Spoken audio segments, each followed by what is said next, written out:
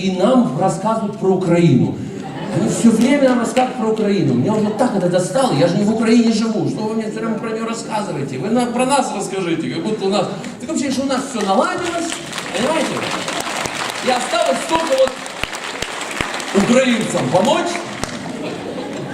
Особенно вот эта программа «Время покажет». У меня же на Первом канале Артем Шейнин, понимаете, который... Он собирает этих экспертов, значит, поляка, из Польши, да, скажем так, из Польши один из Германии, один страстотерпцы сидят такие, значит, и он периодически говорит, ну а что скажет эксперт из Польши нам? Что он скажет нам? Мы в Польше считаем, что... Я тебе сейчас, знаешь, как дам? Сейчас я из Польши он считает. И так с колена дам. Да. И самое смешное, что на следующий день включаю, он снова там сидит, этот из Польши, понимаете? И это, конечно, песня. Вот. Ну, это у нас такие, с точки зрения телевидения, советские времена вернулись в худшем смысле слова, потому что нам все время что-то, нам не дают времени обмозговать. Нам разжевывают, сразу говорят, так, это враги, это вот это, вы сюда, это туда, сюда, туда, понятно, сюда, мы все поняли, все. Мы сами, как эксперты из Польши, такие сидим, боимся, что сейчас нам дадут коленом в челюсть. Но, в принципе, я вам хочу сказать, пока что хотя бы на концертах можно говорить, что хочешь. Я поэтому и не прошу эти звания, вот это все. Потому что так есть возможность их всех обосрать. Ну, в смысле... Ну, вы поняли. Да. А так ты как будто зависим от кого-то. Не, у нас есть замечательная программа, у нас есть, конечно, поле чудес. Кстати, недавно Якубовича ограбили, вынесли из квартиры 80 банок облепихового варенья, 3 осетинские будки, 4 засушенные воблы. Оценил он в ущерб, он где-то в 750 очков, вот. Но чудеса, поле чудес, это что же явление? Вот смотрите, там от самой игры, где люди угадывают слова, осталось 7 минут хронометража. 7 минут. Все остальное люди поют, дарят подарки, благодарят губернатора. Это отдельный жанр такой, возможно, только у нас. Модный приговор. Обожаю Александра Васильева, который сидит. Единственное, меня смущает, когда он говорит какой-нибудь женщине, особенно не из Москвы, когда приехала, она старалась, как-то одевалась. Дорогуша моя, вы очень безвкусно одеты. Говорит человек, одетый как турецкий диван, понимаете?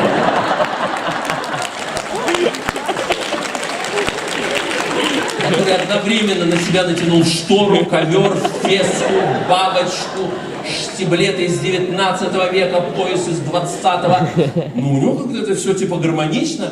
И нам говорят, так надо, историк моды. Ну, дай бог ему здоровья, он действительно все знает про моду.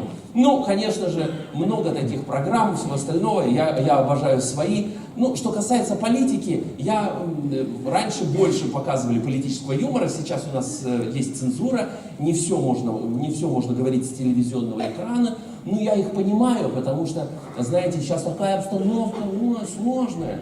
Ну, когда она у нас была простая. Вот. Ну, конечно, Владимир Владимирович, он молодец, уже 20 лет, слушайте, сколько, 19, 20, почти 20 лет, да, он уже у власти. Это он уже Брежнева обогнал. В принципе, конечно, он соображает лучше нас, потому что он так давно там.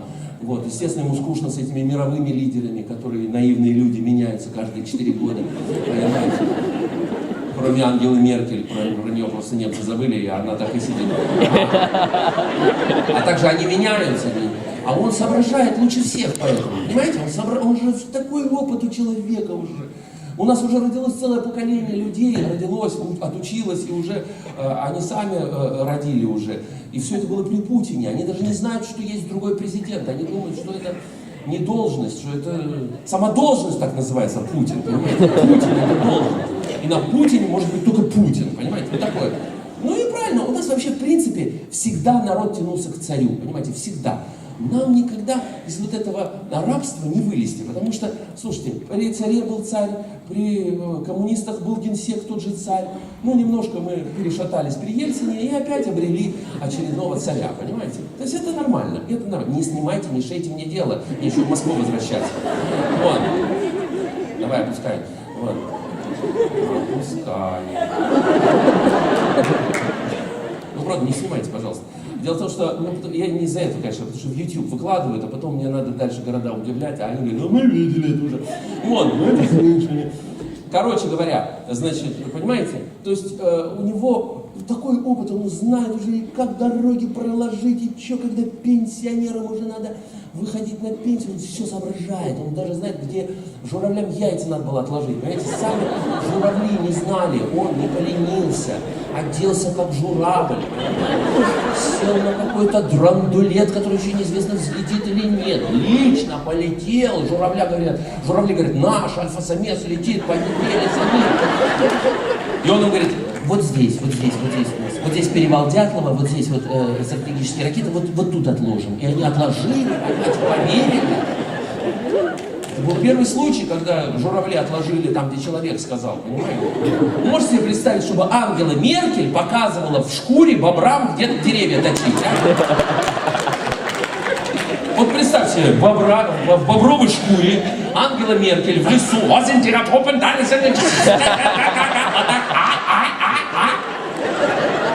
И чтобы этот ЦДФ, немецкий телеканал, показывал на весь мир. Ангела Меркель сегодня в шкуре бобра точила деревья, понимаете? Она же все это делает, соображает. Эти все западные лидеры детский сад по сравнению с ним. Детский сад. Трамп, боже мой, Трамп. Вы слышали в разговоре с Зеленским телефонным, зная, что разговор записывают, обсуждают, как ему, значит, мочкануть своему политического оппонента. Понимаете, фактически. Ну, идиот! Наши, конечно, возмущаются, как это можно подслушивать, а я понимаю, почему они возмущаются, потому что я представляю, что он в разговоре с ВВ говорил, это же следующий будет разговор расшифрованный, понимаете? Я видел дебаты Трампа во время предвыборной кампании. Но он детский сад. Ему что-то Хиллари Клинтон говорит, а он на все ее обвинения только вот неправда слово. Wrong. Господи, ты учился у Жириновского. Ну что ж ты уроки-то пропускал, а? Ну оттаскай ее за волосы в конце. Плесни ей что-нибудь в лицо. Капусту ей в рот напихай. Вместо этого ром скажи, врешь, сука! Ну что? Дети. Я просто представляю, вот если бы наш Путин хоть раз бы вышел на дебаты, он же не ходит, мы ему надоели все. Вот если бы он вышел на дебаты, хотя бы сам против себя, знаете, вот мы ему 2 трибуны поставили. Вот он вышел, с левой трибуны сказал, я считаю так. Перебежал на правой трибуне, возразил. Перебежал на левую, а я все-таки думаю так. Перебежал на правую, и между ними в костюме Мао Цзэдуна Соловьев стоит. Кто одному Путину улыбнется, кто другого похвалит. Понимаете? Вот это было бы шоу. Но, к сожалению. А Путину самому скучно уже с нами. Скучно. Понимаете, мы скучные, у нас проблемы, у нас тут, значит, пенсии не те, там не то сделали, тут не то. А он уже другими масштабами, он уже Марс мысленно завоевывает. А мы тут, ну как нам дальше жить? А он говорит, потерпите, затяните поясок. Ну все затягивают, кто на поясе, кто на шее. Но ждем, потому что он совершенно другого масштаба уже личность, правда. И эти оппозиционеры его не устраивают, эта оппозиция. Ну, Навальный вообще не устраивает, какой он оппозиционер все время сидит. Его и не видно. Вот. А вот эти, почему он разнообразил тусовку Собчак? Потому что Собчак, ну, нужна уже была какая-то свежая кандидатура. И она всем понравилась, понятно, за нее никто не проголосует. Вот. Они, конечно, немножко ложанулись с Грудининым. Понимаете, Грудинин, конечно, это просчет, потому что вдруг народ его полюбил. А что вдруг? Вы сами не могли понять, что его полюбят? Усы, как у Сталина, колхоз, как у Сталина, клубника, как у Сталина, люди живут, как при Сталине, понимаете? И он все, пойдем за Грудининым. Вот. Но тут же, как власти поняли, что из-за него люди пойдут, тут же его начали мочить. Начали мочить во всех средствах массовой информации, что он такой сякой, что у него в швейцарских банках счета, что он богатей в действительности, все от вас скрывает. Особенно депутаты возмущались. У него счета. Они расстроились, думали, что такое у них. Понимаете? Боже. Ну, вообще, короче говоря, поэтому и Собчак появилась. А потому что вот те 3 оппозиционера, которые всю жизнь являются официальной оппозицией власти, вот эти 3 человека, они уже, понимаете, они еле идут уже. Они уже забыли, зачем они идут на эти выборы. Вы вдумайтесь, они же как зомби уже. Они же Путину от Ельцина достались. Вы представляете? Все 3 оппонировали еще Ельцину. Борис Николаевич, царство ему небесное, в гроб сходя благословил и говорит, вот эти 3, бери. Жириновский вообще как граф Дракула, понимаете? Его раз в 5 лет будет, Он из гроба встает, настроение плохое. Видит нас, кричит. И вот на кого эта слюна ядовитая попала, те 6% и идут за него голосовать, не приходя в сознание. А если кого-то укусят по дороге, то и эти еще подтянутся 2%. Серьезно? Вот смотрите, выборы закончились. Где Жириновский? Его вообще не видно. Это он уже в склепе солью пересыпанной лежит, ждет следующей побудки.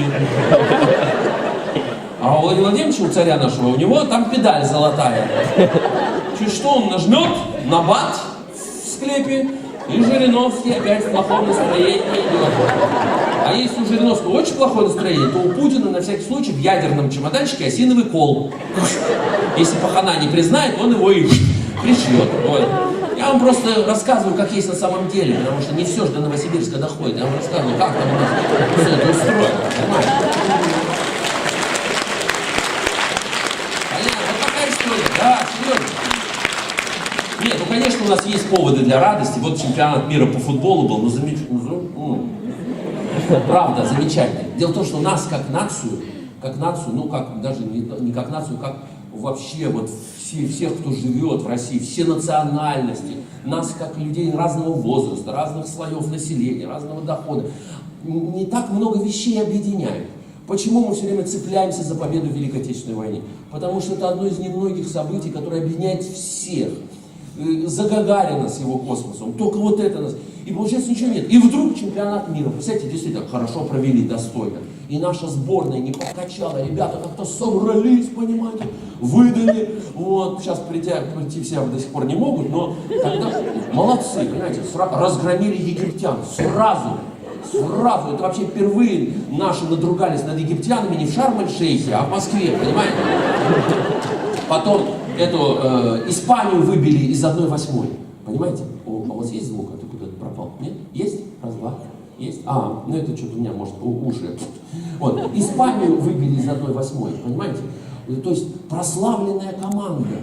Представляете, выбили Испанию вообще. Я, кстати, хотел вам сказать, ну не все знают, что там было в действительности. Значит, как это было? Путин перед матчем зашел в раздевалку к ребятам и говорит: ребята, на вас смотрит вся Россия, на вас надеется вся страна, не подведите.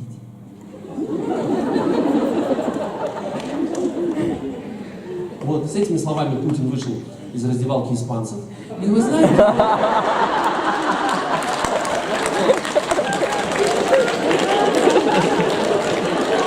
Потом, слушайте, мы научили иностранцев пить. Вот приехали иностранные туристы, мы научили их пить.